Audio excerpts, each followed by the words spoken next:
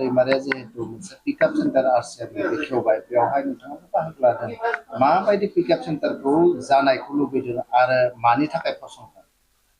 गिबियावनो खुलुमबाय आंनि मुङा प्रेमानि बर' हांथंग्ला नासनसालिनि आं बे नेटवर्क बिजनेस होनो जोंनि आरसिएमखौ बे डाइरेक्ट सेलिं मोनसे बिजनेस बियो बिनि उद्देश्यआनो जाबाय जोंनि भारतनि मानसिफोरा साइस्थ'आ मोजां थानाय बिनि प्रथम उद्देश्यआ आं सानबाय जिउआवहाय मोनसे उद्देश्य लानानै थांनानै थानांगौ मानसिया आरसिएमनि उद्देश्यखौ आङो प्रथमावनो माने मोजां मोननायखाय आं बेखौ मावनो स्टार्ट खालामबाय आरो दा बिनि उद्देश्यआनो जाबाय नए भारत के निर्माण to build a new India आरो भारतनि मानसिफ्रा साइस्थ'आ मोजां थानाय बेनिखायनो आं सानबाय जोंनि गासिबो न'खरफोराव गोबां मानसियानो बेमार आजारजों भुगिनानै थायो मानोना जोङो दाबो मोजाङै मिथिजोबा जोंनि सबनिसाय सम्पति जोंनि देहाया बेनिखायनो जोङो मोजां बुस्थु जानांगौ जानाय थाव मोजां जानांगौ दै मोजां लोंनांगौ मानसिफ्रा बुङो दैखौ मोजां लोंनांगौ बायनानै लोंनांगौ खिन्थु जानाय थावासो मेन बुस्थु थाव गोथांखौबो जों मोजाङै जानांगौ बेनिखायनो जोंनि बे आरसिएमनि हेल्थ गार्ड अइलआ ओरैबायदि माने जोंनि देहानि थाखाय मोजां जोंनि हार्टनि थाखाय मोजां जोंनि इन्सुलिननि थाखाय मोजां आरो मा होनो गेसनि थाखाय मोजां मांसपेशिनि थाखाय मोजां आरो थैनि थाखाय मोजां जोङो बायदि बायदि थैनि थाखाय जोंनि बायदि बायदि बहुद प्रब्लेमाव जोङो भुगिना दङ गेसनि प्रब्लेमाव बेनिखायनो जों बे थावखौ जायोबा जोंहा गेसफ्राबो जाया मोजां थायो देहाया सान्थियै थायो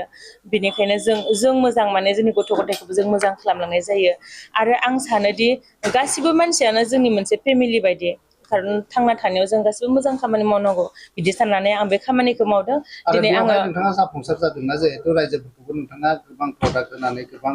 मदद खालामदों आरो नोंथांनि फारसे जि आरसिएमआव हाबबाय हाबनानै प्रडाक्टफोरखौ फानबाय बेयावहाय माबायदि मुलाम्फा दं नोंथाङा जाफुंसार जादों अ सार बियो आङो गावनो आसरित मोनोदि आंनि इमान गिदिर गिदिर बैसोनि मानसि जेनेबा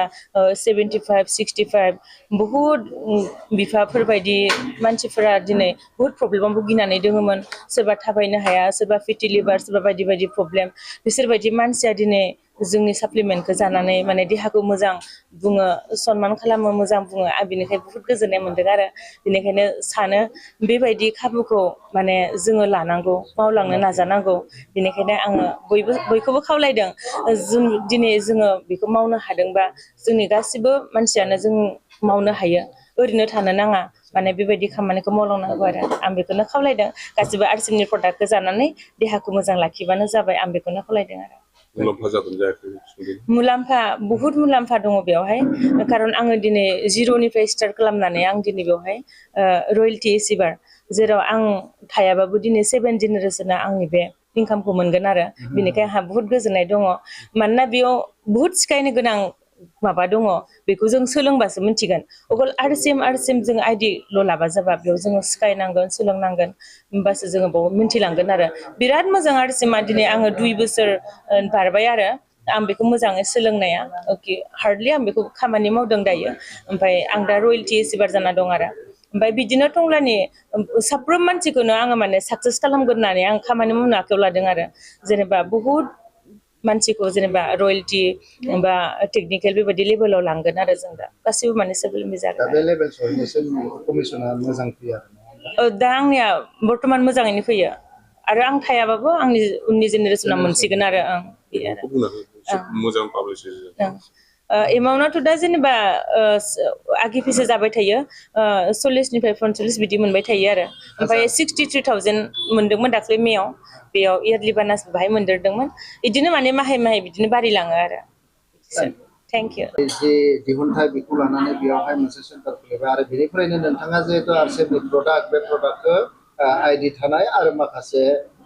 आइडि गैयैफोरनो बेनिफ्रायनो नोंथाङा जिहेतु साप्लाय होगोन बा फानगोन मा बुंगोन बे समाव आं सिगाङावनो नोंथांमोननो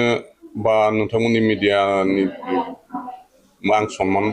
बावग्रोदों बा मान बावग्रोदों दा दिनै आं गोजोननाय मोनदों मोनसे गोदान नङा बेयो गोजामानो जाबाय खिन्थु जोंनि थाखाय गोदान आरसिएम होननानै जितु माने मोनसे कम्पानि आरो बे आरसिएम कम्पानिया दा माने सारा भारतावनो 1 नाम्बार माने माबा प्रडाक्टफोरखौ माने क्वालिटि मोनो होननानै मोनसे माबा मोनदों बेखायनो आं दिनै पिकआप सेन्टार मोनसे टंलायाव आं आपलाइनाव माने जगाजग खालामनानै माबा खालामदों बेखेवनो दिनै लादों आरो बे बेखेवनायाव दिनै अनेक मानसिफ्रा माने आंनो गोजोननाय बावदों बा मोनसे हहारि जनायदों मोजां जाथों होननानै बेखायनो आं बयनिसिमबो बा सारा माने रायजोनिसिम आं साबायखर बावदों आरो आंनि जा माने बे आरसिएमनि पिकआप सेन्टार खेवनायनि जा उद्देश्य बे उद्देश्यआ जाहाथे मोजां जाथों बेखौ इसोरनि खाथियाव आं आर'ज खालामदों आरो रायजो राजाया आंनो आशीर्बाद खालामदों बेखौनो आं सिगाङाव माने बुंग्रोनाय जाबाय दा बेवहाय जिहेतु जितु पिकआप सेन्टार होनना बुङोब्ला आरसिएमनि जि प्रडाक्ट बे प्रडाक्टफोरखौ नोंथांनि बे पिकआप सेन्टाराव मोनजोबगोन गासैखौबो मोनजोबगोन बेयाव आं हानायसिम माने सेस्था खालामदों दा आं गोदान हिसाबै जिखिनि माल लाबोनांगौ एक्सुवेलि आं जिबायदि पिकआप लादों बा आं जाबायदि लाबोदों हयथ' माने दिनै सारा गावनो स्वीकार खालामदों जोंनि आपलाइननि बिथांमोना स्वीकार खालामदों नोंथाङा जाबायदि बुस्थुखौ लाना फैदों खिन्थु गुबुनाव बेबायदि जागायजेननायाव बेबायदि मालखौ माने लाना फैयाखै होननानै मोनसे माबा खालामदों आरोखि प्रसंग खालामदों आरो नोंथांनि पिकआप सेन्टारनि सिङावहाय साबेसे आइडि थानाय दा बर्थमान माने 500नि सायाव दङ आंनि मिथिनायाव 500नि सायाव दङ मा बुंगोन दा जिहेतु टंलायाव बेखेवबाय मोनसे पिकआप सेन्टार आरो बेनि गेजेरजों जायफ्रा बायनो गोसो दङ जायफ्रा एजेन्टफोर दङ बिथांमोननि सायाव मा खावलायगोन ना आं खावलायदों बयबो एजेन्टफोरा जाहाथे माने आंनि पिकआप सेन्टाराव बायथों आरो रायजो राजायाबो बायनो हागोन सोरहाबा माने बेबायदि आइडि गैयाबाबो बायनो हाया बे नङा बायनो हायो दा बे दहायनो बुंलांबाय जोंनि आपलाइननि मानसि गेदेमाया माने बियो एक नाम्बाराव माने देहाखौ जत्न लानायनि थाखाय बा देहाखौ जोथोन लानायनि थाखाय एक नाम्बाराव बे माबाया बेनिफ्राय बेखौ जानानै जाहाथे मानसिफ्रा माने साबलम्बि जानो हायो आरो लोगोसे गाव माने सोलिनो हायो बिनि थाखायनो मा खालामदों बेखायनो आं खावलायदों आंनि नैबे पिकआप सेन्टाराव बयबो फैनानै बायफैयो आरो माबाफोर आं गोरोन्थि थायै बायदि माने खामानिखौ आं मावलांगोन होननानै आं सानदों माबाफोर गोरोन्थि थायोबा आरो बेखौ माने रायजो राजानो बुंना होथों बेखौ आं खावलायदों आरसिएमनि जि प्रडाक्ट बे आरसिएमनि प्रडाक्टनि गेजेरजों माखासे प्रडाक्ट जानानै गावनि देहाखौ मोजां खालामनो हायो बेनि फारसेजों जायफोर आइडि लादों जायफोर बेखौ बा बेयावहाय हाबनानै थागोन बिथांमोननिबो प्रफिट दङ बिथांमोननि गसंथानो हानाय